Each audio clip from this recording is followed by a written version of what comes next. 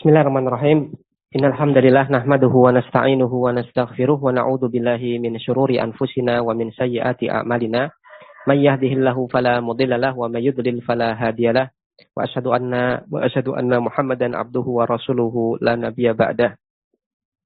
Allahumma shalli wa sallim wa barik ala nabiyyina Muhammadin wa ala alihi wa sahbihi wa man tabi'ahum bi ihsanin ila yaumidin amma ba'd. Alhamdulillah di pertemuan kembali kita bisa lanjutkan membaca dan juga mempelajari kitab Dalilus Salik ila Alfiyah Ibnu Malik, di mana di pertemuan sebelumnya telah kita masuk pada pembahasan la nafiyah lil jins, yaitu makna la nafiyah lil jins, kemudian amalan la nafiyah lil jins, dan juga syarat supaya la nafiyah lil jins ini bisa beramal sebagaimana amalannya inna, yaitu menasabkan mubtada dan merofakkan khobar. Ya, secara umum syarat yang kita sampaikan di pertemuan sebelumnya supaya la nafiyah lil jins ini dia memiliki fungsi i'rab sebagaimana kata inna, yaitu menasabkan mubtada dan merofakkan khobar. Syarat yang pertama adalah di mana isim dan khobarnya harus berupa isim nakirah. Ya, maka isimnya nakirah, khobarnya nakirah. Kemudian yang kedua adalah antara la nafiyah lil jins dengan isimnya tidak boleh dipisahkan oleh pemisah apapun itu.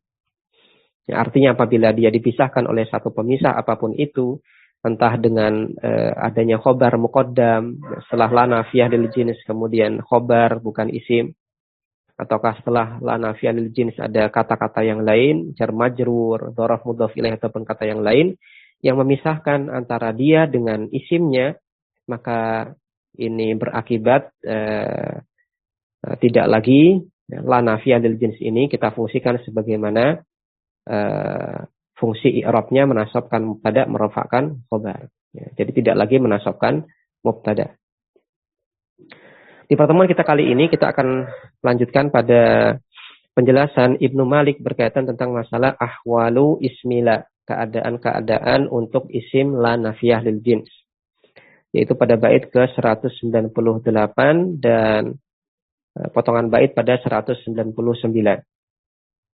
Ibnu Malik mengatakan fansib biha mudhafan au mudhari'ah. Fansib maka nasabkanlah biha dengan la nafiyah tersebut. Ya, maka nasabkanlah biha dengannya. Nya di sini maksudnya adalah la nafiyah lil jins. Maka nasabkanlah dengan la nafiyah tersebut mudhafan, ya, isimnya yaitu isim la nafiyah lil jins yang dalam keadaan mudhaf. Jadi ketika isim la nafiyah lil jins itu merupakan mudhaf, maka dia kita i'rab dengan mansub. Langsung kita bilang mansub.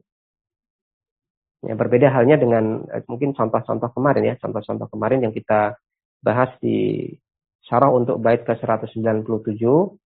Ya, itu adalah contoh-contoh ketika isim la nafiyah lil jinsnya ini dia tidak mudhaf, ya, tidak diidhofakan kepada kata yang lain sehingga kita i'rab mabni.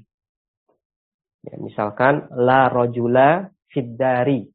La rajula fiddari. La, tidak satupun rajula laki-laki fiddari di rumah itu. Maka kata rajula di sini dia berkedudukan sebagai isim la nafiyah lil jins. Bagaimana i'rabnya? I'rabnya adalah mabni. Mabni fi mahalli nasbin.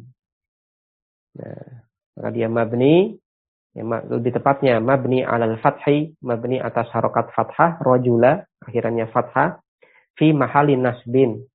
Nah, pada kedudukan nasab berkedudukan sebagai isim la nafiyah lil jins. Itu contoh-contoh yang kemarin ketika isim la nafiyah lil jinsnya itu berupa satuan kata. Bukan berupa susunan idhofah.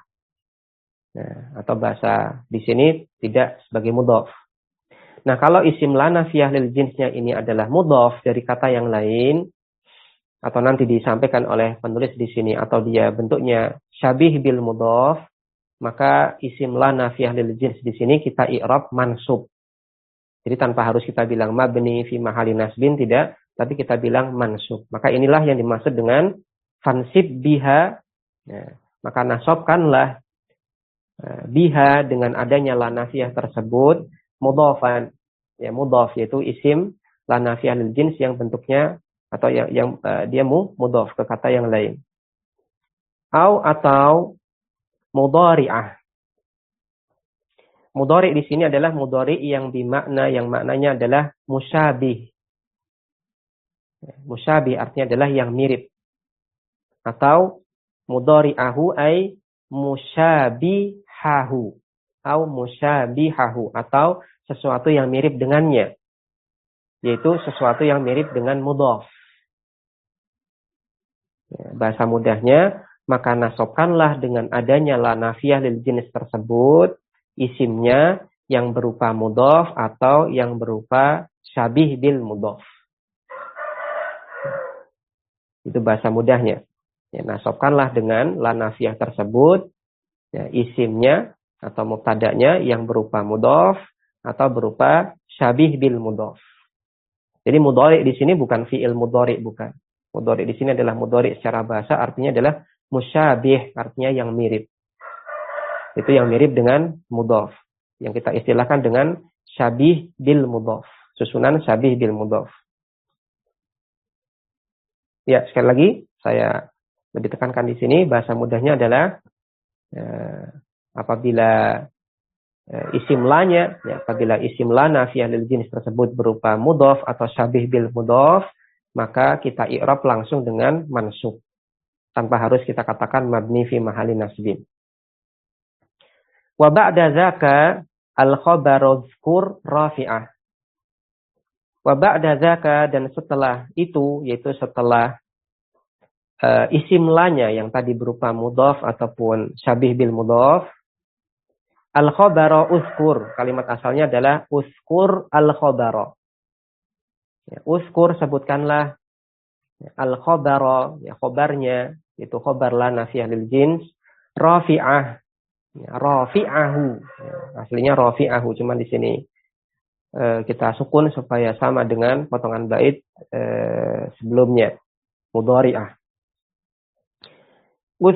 Rafi'ah. Maka kemudian sebutkan khabarnya rafi'ahu dengan atau dalam keadaan atau sambil merofakkannya. Nah, setelah muncul isimnya, maka sebutkan khabarnya dengan keadaan kita merofakkan khabar tersebut. Ya kata rafi'ah, ya kata rafi'ahu, rafi' di sini mansub sebagai hal. Sebagai hal keadaan. Dalam keadaan merofakkannya. Itu merofakkan khabar tersebut. Kemudian Ibnu Malik mengatakan waroqibil mufroda fatihan. Waroqibil mufroda dan tarkibkanlah olehmu. Yaitu maksudnya adalah menjadikan satu tarkib, satu susunan antara la nafiyah lil jins dan isimnya. Ya, al-mufroda dengan isimnya yang mufrad. Yang dimaksud dengan isim yang mufrad di sini itu merupakan satuan kata. Jadi mufrad di sini maksudnya adalah satuan kata. Yaitu bukan berupa mudhaf dan juga bukan berupa siful mudhaf. Fatihan ya, dengan menfathahkannya. Ya, maksudnya di sini kita hukumi mabni atas fathah. Seperti ya, seperti dalam susunan kata la haula wala quwwata. La haula wala quwwata, tidak ada daya dan tidak ada kekuatan. Maka di sini kata haula dan kata kuwatannya di sini kita mabnikan atas fathah. Ya, kita baca apa yang disampaikan oleh Ibnu Malik di sini, penjelasan dari pensyarah. Pensyarah mengatakan, ismula an-nafiyati lil jinsi lahu thalathu halatin. Isim la nafiyah lil jins itu memiliki 3 keadaan. Al-ula, keadaan yang pertama adalah an yakuna mudhafan, di mana isimnya ini sebagai mudhaf dari kata yang lain, yang berupa mudhaf. Nah, isimnya berupa mudhaf. Ai maksudnya adalah mukawwanan min kalimataini. Mukawwanan terbentuk atau tersusun min kalimataini dari 2 kata. Di mana dua kata tersebut udifatil ula ila saniyati. Al-ula kata yang pertama udifat diidhofahkan ila saniyati ke kata yang kedua, disandarkan pada yang kedua. Ya, bahasa mudahnya, ya, keadaan yang pertama adalah ketika isim lanya adalah sebagai mudhaf untuk kata yang lain. Nahwu contohnya adalah dalam kalimat la amala khairin dha'i'un. La amala khairin dha'i'un. La tidak satupun amala khairin, ya, perbuatan baik, dha'i'un itu sia-sia. Ya, tidak ada satupun perbuatan baik yang sia-sia. Ya, maka untuk keadaan yang pertama ini, maka sebagaimana yang disampaikan oleh Ibnu Malik, maka untuk isim lanya kita i'rab dengan mansub. Maka dalam kalimat la amala khairin dha'i'un, maka lanya di sini adalah la nafiyah lil jins. Ya, dia merupakan huruf. Kemudian amala khairin, kata amala di sini mansub ya, dengan tanda fathah, ya, berkedudukan sebagai isim la nafiyah lil jins sekaligus sebagai mudhaf. Kemudian kata khairin ini majrur sebagai mudhaf ilaih dari kata amala. Kemudian kata dha'i'un dia marfu' berkedudukan sebagai khobar la nafiyah lil jins. Maka ringkasnya di sini pada amala khairin, ya amalanya di sini kita katakan mansub. Itu adalah keadaan yang pertama, di mana isim la nafiyah lil jinsnya ini sebagai berupa mudhaf. Kemudian asaniyatu, keadaan yang kedua, an yakuna syabihan bil mudhafi. Di mana isim la nafiyah lil jinsnya di sini merupakan syabih bil mudhaf. Apa yang dimaksud dengan syabih bil mudhaf? Maksudnya adalah mukawwanan min kalimataini. Dia mukawwanan terbentuk ataupun tersusun min kalimataini dari dua kata. Lil ula ta'alluqun bisaniyati ghairul idhafati. Lil ula untuk kata yang pertama, dia punya ta'alluqun, keterkaitan makna bisaniyati dengan kata yang kedua, namun kaitannya di sini ghairul idhafati, bukan idhafah. Jadi ada dua kata di mana kata yang pertama masih punya hubungan dengan kata yang kedua, tapi hubungannya bukan hubungan idhafah.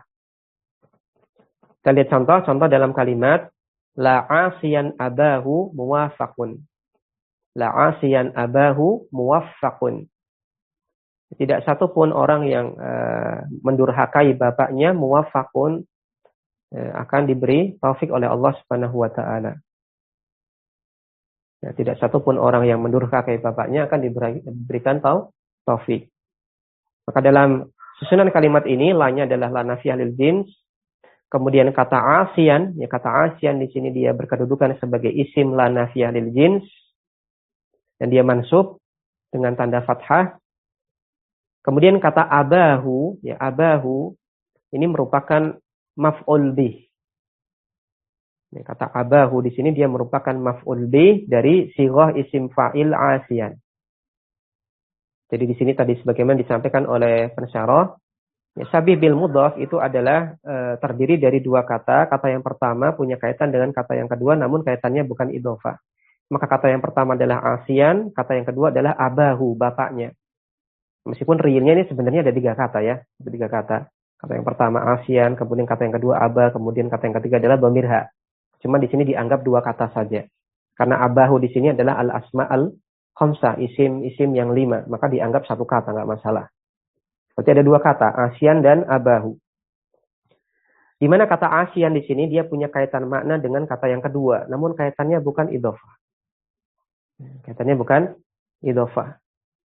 Ya, dan untuk syabih bil mudhaf, ya syabih bil mudhaf ini seringnya susunannya berupa untuk kata yang kedua itu seringnya bisa jadi dia sebagai fa'il ataupun naibul fa'il ataupun maf'ul bih dari kata yang pertama.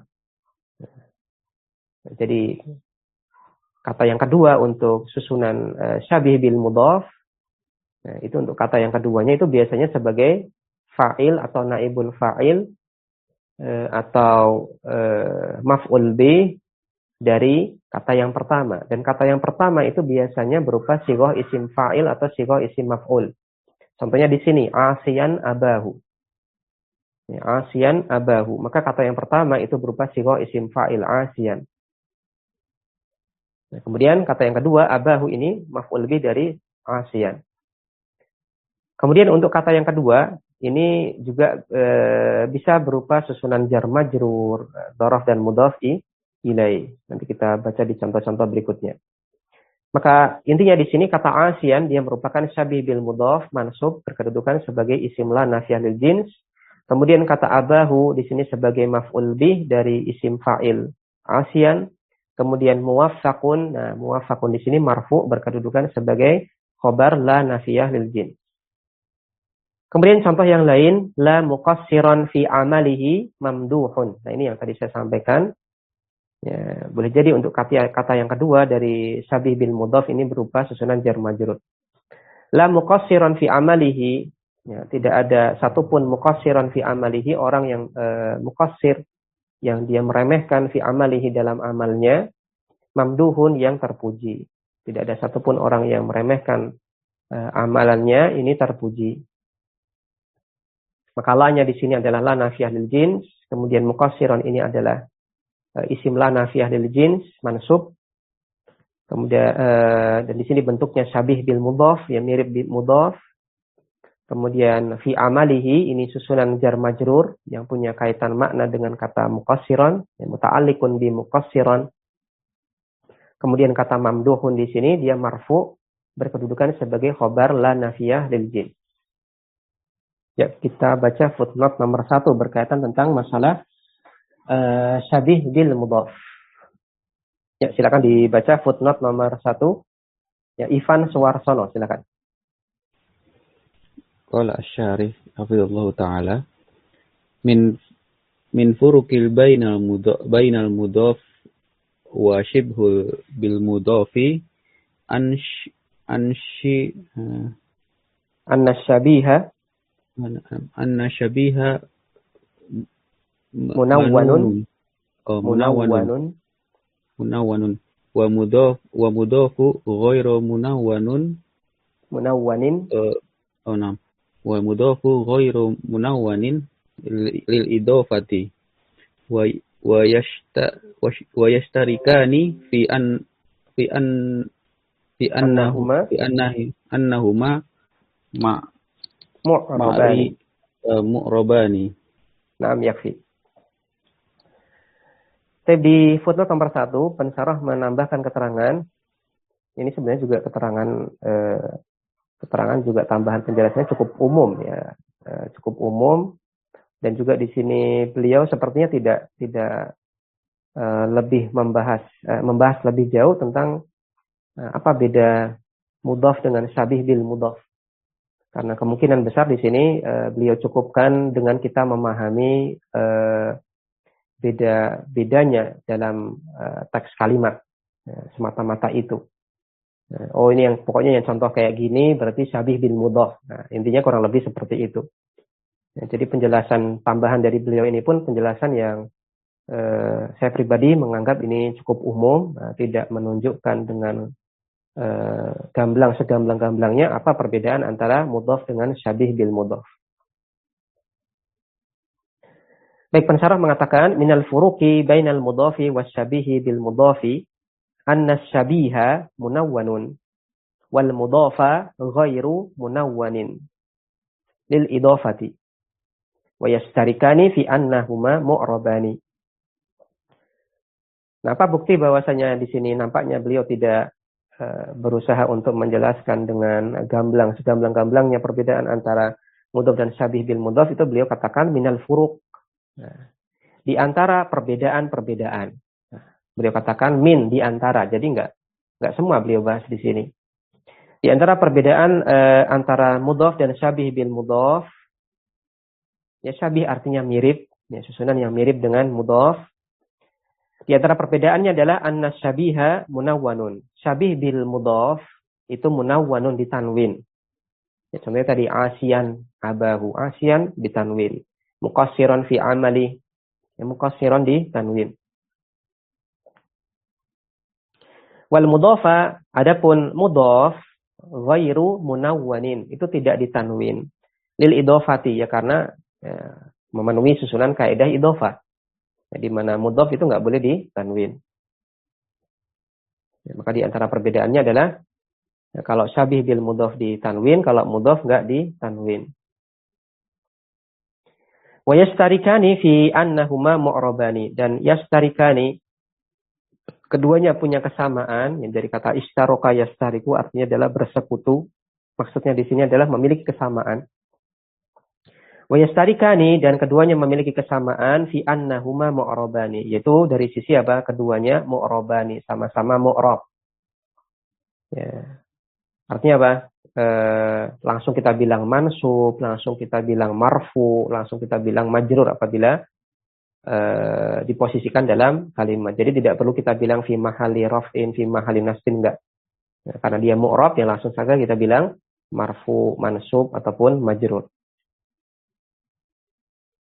Ya, jadi perbedaan yang beliau sampaikan itu hanya satu poin saja, yaitu syabih bil mudhaf ditanwin, sedangkan mudhaf tidak ditanwin. Ya, adapun untuk lebih memahami apa perbedaan mudhaf dan syabih bil mudhaf, maka bisa kita baca kitab-kitab yang lain untuk masalah ini. Tapi ala kulli hal insyaallah taala ini bisa kita lihat dengan gamblang kalau kita komparasi, membandingkan antara contoh yang ini susunan mudhaf dan ini susunan syabih bil mudhaf. Ya, karena juga untuk membahasakan perbedaan antara mudhaf dan syabih bil mudhaf ini butuh penjelasan yang cukup muter-muter untuk supaya kita gamblang apa perbedaan dari keduanya. Kembali ke atas. Wa hukmul ismi fi hadaini al-halataini an-nasbu lafdhan wa nasibu huwala. Dan hukum isim la fi hadaini al-halaini, di dua keadaan ini, yaitu keadaan yang pertama dan keadaan yang kedua. Keadaan yang pertama ketika dia isim lanya mudhaf, keadaan yang kedua adalah ketika isim lanya syabih bil mudhaf. Itu hukumnya adalah an-nasbul lafdhan, ya, nasab secara lafadznya. Maksudnya apa? Maksudnya langsung kita bilang mansub. Nah, tidak usah kita bilang fi mahali nasbin, langsung kita bilang ia adalah mansub sebagai isim la. Wan nasibu, dan amil yang menasabkan isim la tersebut huwala adalah la nafiyah lil jinsnya. Maka ringkasnya untuk keadaan yang pertama ketika sebagai mudhaf, atau keadaan yang kedua ketika syabih bil mudhaf, maka isim lanya kita i'rab langsung mansub. Kemudian as-salisah, keadaan yang ketiga. Ma laysa bimudhafin wala syabihin bil mudhafi. As-salisah yang ketiga, an yakuna ismuha mufradan. Keadaan yang ketiga adalah di mana isim lanya merupakan mufrad. Mungkin kalau dalam bahasa kita, mufrad ini adalah satuan kata. Nah, jadi mufrad di sini bukan isim mufrad, namun satuan kata. Ketika isim lanya berupa satuan kata. Apa yang dimaksud dengan mufrad di sini? Ai kalimatan wahidatan, maksudnya adalah satu kata. Dalam bahasa kita, satuan kata. Fal muradu bil mufradi huna, maka yang dimaksud dengan mufrad di sini adalah ma laisa bi mudhafin wala syabihan, laisa bi mudhafin wala syabihin bil mudhafi. Yang tidak berbentuk mudhaf dan juga tidak berbentuk syabih bil mudhaf. Itu yang dimaksud dengan mufrad di sini, tidak berupa susunan kata, maksudnya adalah tidak berupa mudhaf, tidak berupa syabih bil mudhaf. Fayadkhulu fihi al-mufradu, maka yang termasuk dalam maka bisa masuk padanya al-mufrad, isim mufrad. Maka yadkhulu fihi al-mufrad, maka yang termasuk dalam satuan kata itu adalah yang pertama adalah isim mufrad. Contohnya adalah la surura daimun. Tidak ada satupun kebahagiaan di dunia ini, selama masih di dunia, maksudnya daimun yang langgeng, yang abadi. Maka kata surura di sini dia berkedudukan sebagai isim la nafiyah lil jins, dan dia berupa isim mufrad, dan di sini i'rabnya adalah mabni fi mahali nasbin, sebagaimana nanti akan disimpulkan oleh pensyarah. Kemudian kata daimun ini marfu sebagai khabar la nafiyah lil jins. Kemudian termasuk di dalam kategori satuan kata di sini adalah wajam utaksiri, jamak taksir. Contohnya dalam kalimat la kawaqiba tali'atun. Ya, tidak ada bintang-bintang yang muncul. Maka kawaqiba di sini jamak taksir. Nah, di sini dia mabni fi mahalli nasbin berkedudukan sebagai isim la nafiyah lil jins. Wal musanna termasuk pula di dalam kategori ini adalah isim musanna. Contohnya dalam kalimat la biddaini mujtami'ani. Nah, tidak ada dua hal yang bertolak belakang mujtami'ani yang bisa berkumpul atau yang bisa bersatu. Maka biddaini ini isim musanna berkedudukan sebagai isim la nafiyah lil jins mabni fi mahalli nasbin. Kemudian termasuk pula dalam kategori ini adalah jam'ul mudzakkari as-salimu, jamak mudzakkar salim. Contohnya adalah la mutanafisina fil khairi nadimuna. Nah, tidak ada mutanafisina fil khair, orang-orang yang berlomba-lomba dalam kebaikan, nadimuna menyesal. Maka mutanafisina ini mabni fi mahalin nasbin berkedudukan sebagai isim la. Kemudian termasuk dalam kategori ini pula adalah majumi'a bi alifin wa ta'in, kata-kata yang dijamak dengan akhiran alif dan ta yaitu jamak muannas salim. Contohnya adalah la mutabarrijatin muhtaromatun. Tidak ada wanita-wanita yang bertabarus, muhtaromatun itu akan dihormati. Wa hukmul ismi fi hadzal hali annahu yubna ala ma kana yunsabu bihi. Hukum isim pada kondisi ini adalah mabni atas tanda nasabnya. Nayani alal fathi fi mahalli nasbin. Maka isim mufrad dan juga isim jamak taksir yubnayani keduanya dimabni alal fathi atas fathah fi mahalli nasbin, mahalnya nasab. Wal musanna wa jam'ul mudzakkari as-salimu, kemudian isim musanna kemudian jamak mudzakkar salim yubnayani alal ya'i, keduanya dimabni atas tanda ya. Wa majumi'a bi alifin wa ta'in, dan kata-kata yang dijamak dengan akhiran alif dan ta maksudnya adalah jamak muannas salim. Ya, untuk jamak muannas salim maka yubna alal kasri, dimabni atas kasrah li'annahu al-aslu fi hadzal jam'i, karena itu adalah hukum asal untuk jamak ini yaitu jamak muannas salim. Dia tanda nasabnya dengan kasrah. Maka dia mabni atas kasrah. Kemudian ada keterangan tambahan dari pensyarah di sini yang mungkin ini agak asing di benak kita atau di apa yang kita ketahui. Beliau katakan wa yajuzu bina'uhu 'alal fathhi. Namun boleh pula kita mabni atas fathah. Kita mabnikan atas fathah. Namun sepertinya ini kasus yang jarang. Karena kasus yang sering untuk jamak muannas salim itu adalah ya tetap tanda mabninya sebagaimana tanda nasabnya yaitu kasrah, mabni atas kasrah. Namun di sini ada keterangan bagus dari pensyarah, dia katakan wa yajuzu bina'uhu 'alal fathi, dan boleh pula untuk memabnikannya atas fathah. Namun sepertinya ini adalah kasus yang jarang.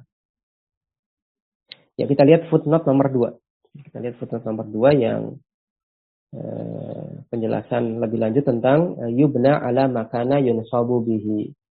Maka untuk keadaan yang hukum isim la, untuk keadaan yang ketiga ini adalah dia dimabni atas tanda nasabnya. Apa yang dimaksudkan dengan mabni atas tanda nasabnya?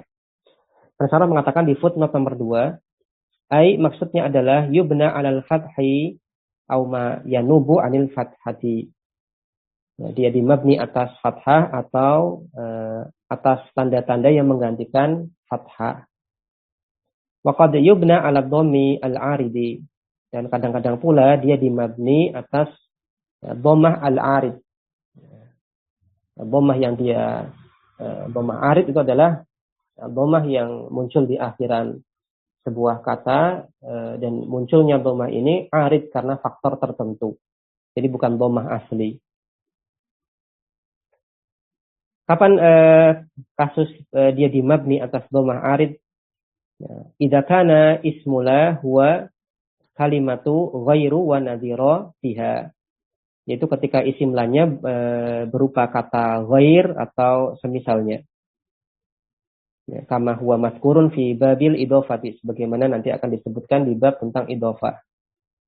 Contohnya dalam kalimat ya, qabattu asyratan la ghairu. Qabattu asyratan, saya megang asyratan, ya, 10, itu mungkin 10 real. La ghairu, ya, tidak ada yang lain. Saya cuma megang 10 real, tidak ada yang lain. Fa ghairu, maka kata ghairu dalam kalimat tadi dia berkedudukan sebagai ismula, isimla. Mabniun ala dhammi ya mabni atas dhammah fi mahalin nasbin, mahalnya nasab. Wal khabaru mahdzufun, dan khabarnya dihapus. Kalau dimunculkan nanti kalimat lengkapnya adalah ai laisa ghairuha maqbudun, ya, tidak ada yang lainnya maqbudun yang dipegang. Wa syartu dzalika, dan syarat hal tersebut yaitu supaya isim lanya mabni atas dhammah arid, an yuhdafa al mudhafu ilaihi, mudhaf ilaih dari kata tersebut itu dihapus, wa yunwa ma'nahu, namun maknanya masih diinginkan. Maka pada la ghairu itu kalimat lengkapnya adalah la ghairuha.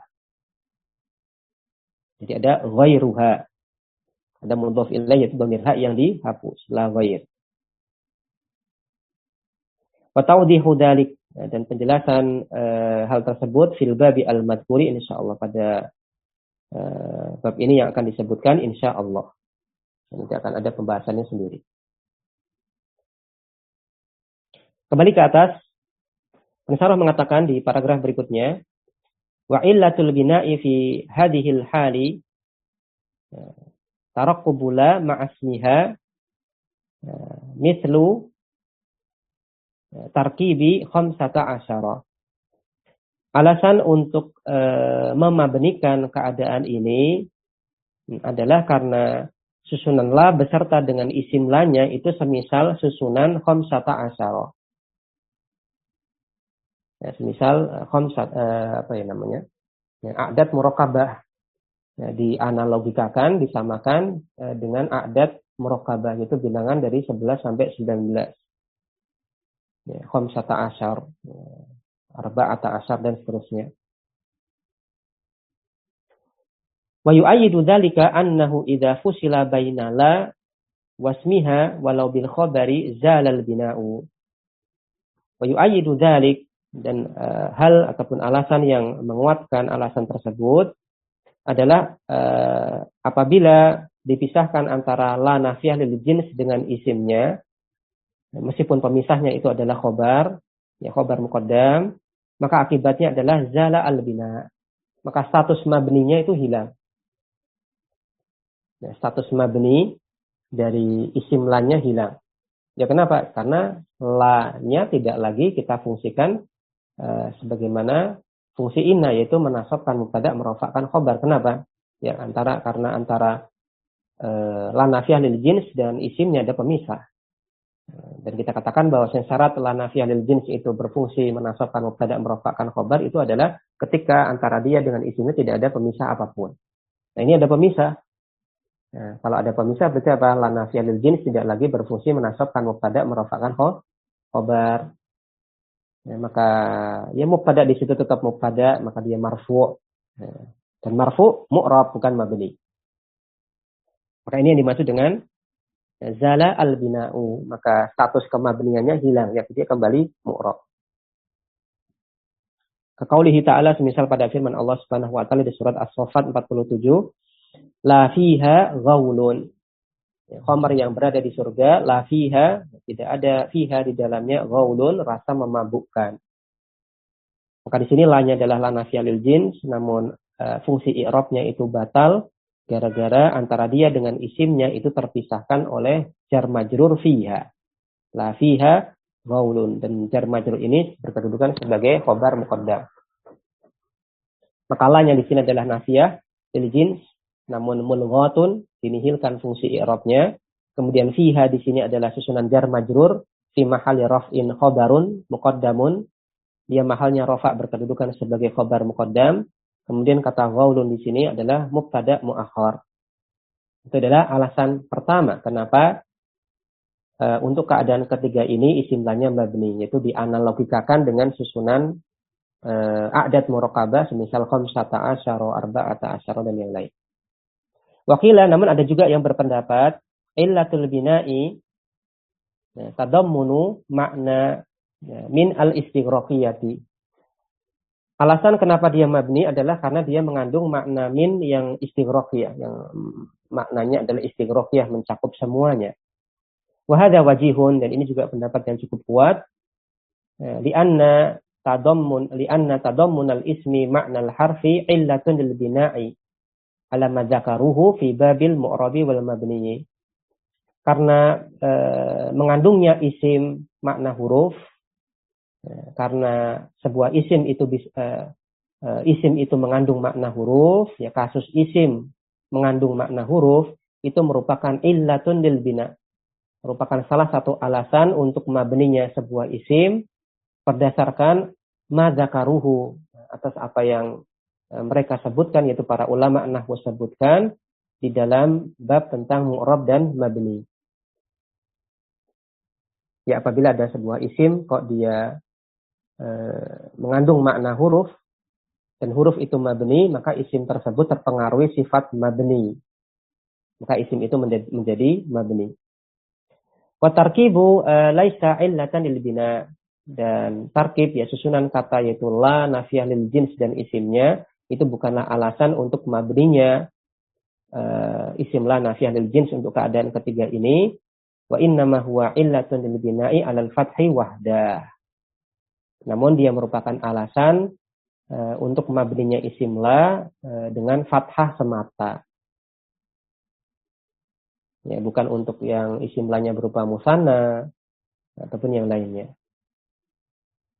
Ya, ala kulli hal di sini untuk paragraf ini beliau sampaikan illah nahwiyah. Ya, kurang lebih ini illah nahwiyah, kenapa kok mabni? Kenapa untuk isim la dalam keadaan yang ketiga ini kita mabnikan? Sebagian ulama berpandangan ini dianalogikan dengan khamsata asyara.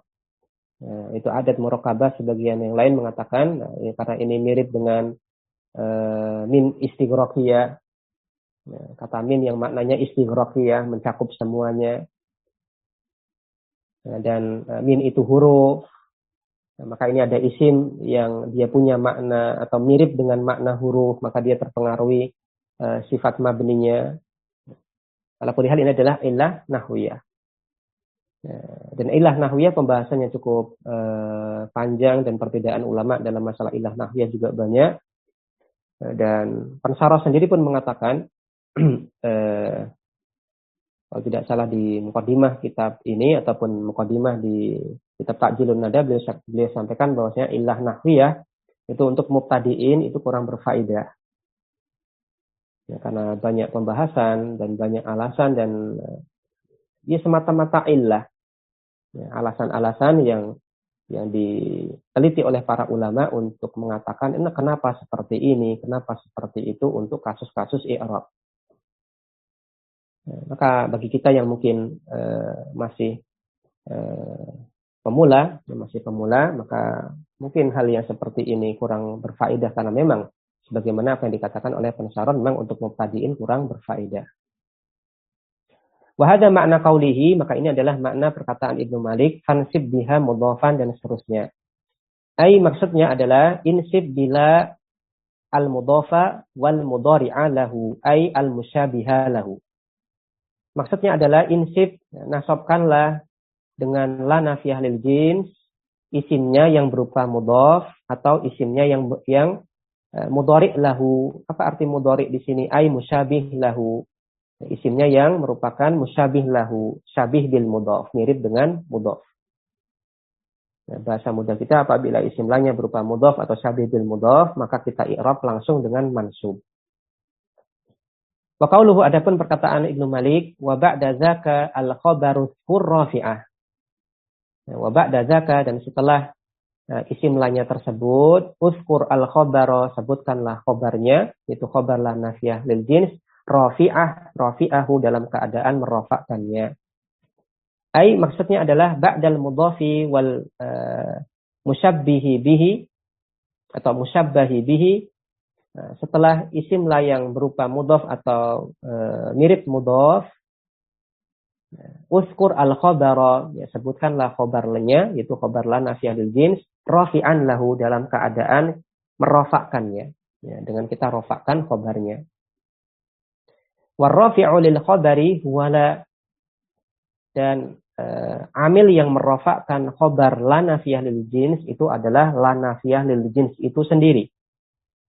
Fahiya amilatun fil juz'aini, maka la nafiyah lil jins ini merupakan amil untuk kedua bagiannya, yaitu amil untuk nasabnya isim la nafiyah lil jins, dan juga amil untuk rofaknya khobar la nafiyah lil jins. Itu maksud la nafiyah lil jins, amil untuk kedua bagian. Kabaki anti nawasihi, sebagaimana nawasih-nawasih yang lainnya. Istafadu min qaulihi, maka bisa diambil faedah dari perkataan Ibnu Malik, wa ba'da, dan setelah, yaitu setelah isim la, maka bisa kita ambil faedah annahu, bahwasanya la yajuzu, tidak boleh taqdimul khobari alal ismi, mengedepankan khobar pada isim, atas isim lanya. Ya, kenapa kok nggak boleh? Ya karena nanti apabila terjadi kasus seperti ini, la nafiyah lil jins, batal fungsi i'rabnya. Dia tidak lagi menasabkan mubtada, menafakkan khobar. Jadi kembali ke mubtada khobar biasa. Wa huwa syartun ala amaliha kama taqaddama fi syarhil baiti al-awwali. Nah, karena dia merupakan salah satu syarat untuk beramalnya la nafiyah lil jins, bagaimana yang telah berlalu penjelasannya pada penjelasan bait yang pertama. Maksudnya adalah pada bait sebelumnya, yaitu di bait ke-197. Wa qauluhu, adapun perkataan Ibnu Malik, ya, wa raqibil mufrada fatihan, ya. Ai maksudnya adalah raqib, ya, susunkanlah ataupun susunkanlah isim la, raqib ismala al-mufrada ma'ala mabniyan 'alal fathi, wa fihi isyaratun ila illatil bina'i.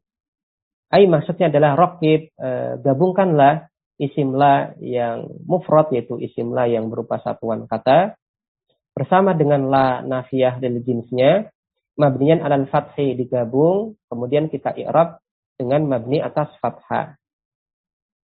Wafihi, maka dalam kalimat Ibnu Malik ini isyaratun merupakan isyarah ila illatil bina'i, untuk menunjukkan alasan mabninya untuk keadaan ketiga. Untuk mabninya keadaan ketiga, karena dianggap satu kesatuan. Semisal dengan susunan khamsata asyar. Jadi nampaknya di sini untuk Ibnu Malik ini zahir perkataan beliau ini berpandangan bahwasanya alasan untuk keadaan ketiga ini adalah mabni, kita i'rab mabni untuk isim lanya, karena ini dianalogikakan, dimiripkan dengan a'dad murakkabah, misal khamsata asyar, arba'ata asyar, dan yang lainnya. Jadi dianggap satu kesatuan meskipun realnya adalah dua kata. Ya, la rajula dan seterusnya, ini dua kata, la dan rajula, namun dianggap satu kesatuan. Semisal a'dad murakkabah, khamsata asyar, arba'ata asyar, dan seterusnya. Baik, demikian yang bisa kita baca pada kesempatan ini. Insyaallah ta'ala kita lanjutkan masalah mengatofkan isim la, pengatofan isim la, dan juga pengulangan la nafiyah lil jins dalam kalimat di pertemuan berikutnya insyaallah. Demikian, wassallallahu ala nabiyina Muhammadin wa ala alihi wa sahbihi wasallam. Subhanakallahumma wa bihamdik, asyhadu an la ilaha illa anta, astaghfiruka wa atubu ilaik. Wassalamualaikum warahmatullahi wabarakatuh.